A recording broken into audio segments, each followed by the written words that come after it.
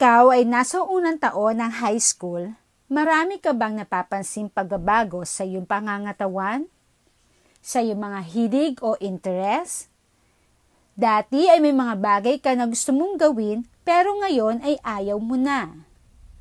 Marahil ikaw ay naguguluhan o nalilito sa mga pagbabagong nagaganap na ito. Ikaw ngayon ay nasa yugto na ng pagdadalaga o pagbibinata. Sa iyong patuloy na pakikinig at panonood sa module na ito at video na to, lubos mong maunawaan ang mga pagbabago na nagaganap sa iyo.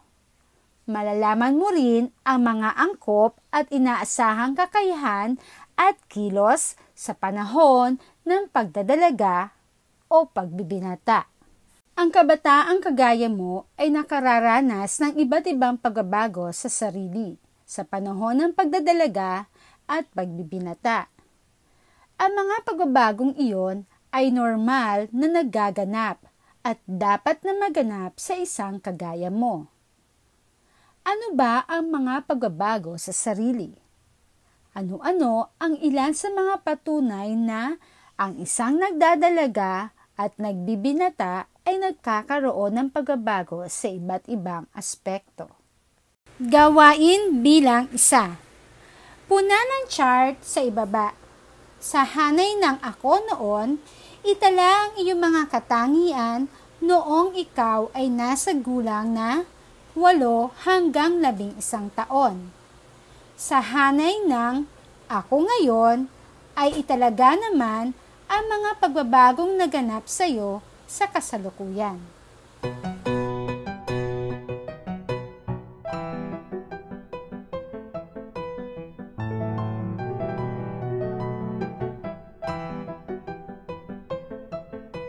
Pagbabago sa sarili. Ito ang mga bagay na nagaganap sa iba't ibang aspekto ng sarili sa panahon ng pagdadalaga at pagbibinata.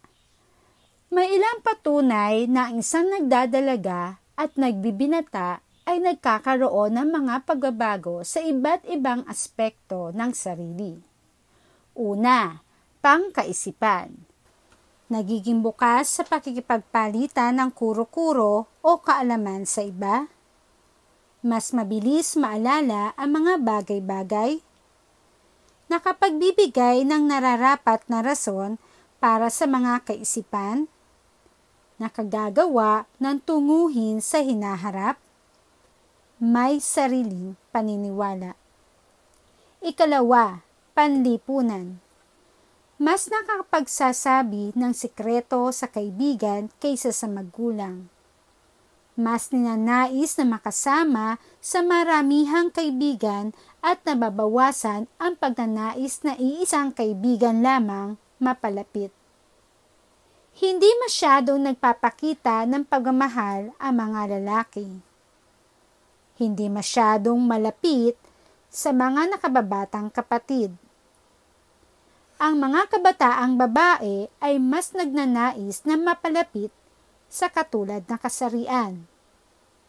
Karaniwang hindi nauunawaan ang dahilan ng paghihigpit ng magulang. Ikatlo, pandamdamin. Nagiging mas mabilis magalit na naipupukol sa mga nakakatanda ang ikinagagalit. Mas malay sa kanyang pisikal na kaanyuan, gayon din sa mga grado sa paaralan. Iniisip ang kasikatan ng iba pang mga kagayang kabataan. Mas nagnanais na mapag-isa. Nakapag-iisip na malalim. Ika-4, moral. Naunawaan ang tama at mali. Nakapag-iisip kung tama o mali ang isang pagpipilian. May kakayahang makitungo ng patas at makatarungan. Nag-aalala sa kalagayan ng kapwa. Nakapagpapasya ng naaayon sa tama at mabuti. At ika-5, espiritual. May kakayahang makipag-ugnayan sa Diyos. May paniniwala sa manilikha. bukas ang isip sa mga bagay patungkol sa Diyos. Maraming nagaganap na mga pagbabago sa mga nagdadalaga at nagbibinatang kagaya mo.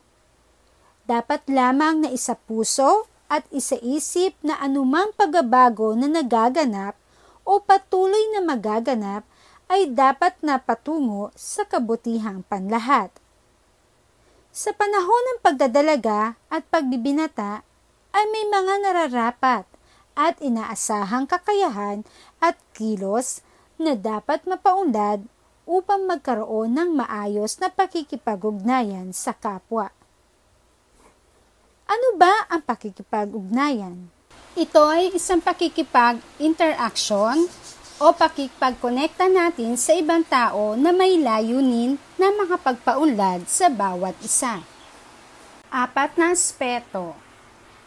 Una, pangkaisipan, na may kaugnayan kung paano mag-iisip, makatanda, makaunawa, at makapagplano sa buhay.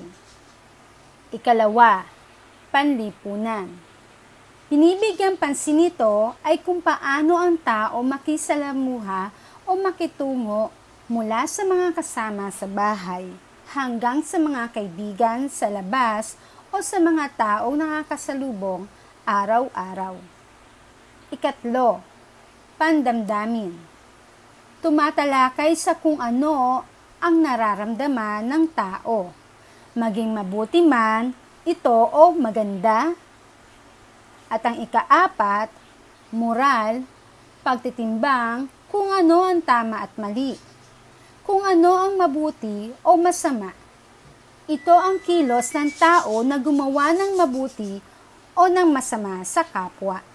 Sa panahon ng pagdadalaga o pagbibinata, may 8 inaasang kakayahan at kilos na dapat malinang, ayon kay Manuel D.